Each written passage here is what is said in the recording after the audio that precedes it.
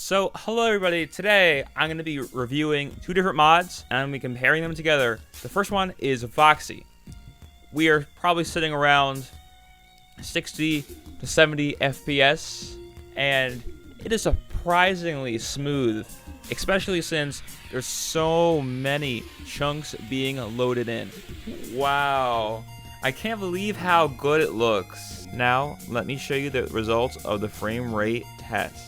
The frame rate for Voxy is pretty smooth. It is usually around the high 60s to low 70s. The minimum is usually around the mid 50s to the mid 60s. There are sometimes that you're loading chunks, you can get low FPS as low as the high 20s and the low 40s. I was almost completely surprised at how well this was running. There is stuttering every once in a while when you start loading in chunks. It does not load chunks the same way as Distant Horizons does. You get to render them yourself. They'll be loaded forever until you go out of the range.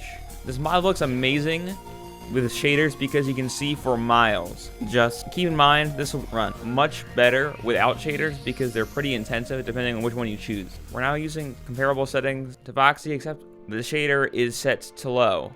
For Distant Horizons, the frame rate differs heavily depending on what you're doing in game, and if you're having frame rate issues, you need to turn off the rendered chunks option because it heavily reduces the frame rate that you can have in game. Without it, I was barely getting over 48 frames per second and stuttering even more than I was in Voxy. Voxy will have a stutter every maybe 10 to 20 seconds. Distant Horizons has a stutter every 2 to 3 seconds. There's going to be a slight stutter in the frame rate, maybe a little more. There's a lot of stuttering in Distant Horizons. For me, I have seen that Distant Horizons performance fluctuates depending on what you're doing in game. So let's say if I'm flying in an elytra, it's going to be really intensive on what's loading in. The biggest downside of Distant Horizons is the frame rate, because the game fluctuates from the high 20s to low 60s on medium. On a lower preset, you can actually get around 60 frames per second, maybe even 70. It was actually running about the same, if not even better, than Voxy for parts of my test. But that was when I was trying to render a little over 600 chunks. The final answer is Distant Horizons is a lot better for terrain generation, but Voxy is a lot better at rendering the chunks that have been loaded in. You can see blocks that look like Lego bricks right out of render distance while you're using Distant Horizons.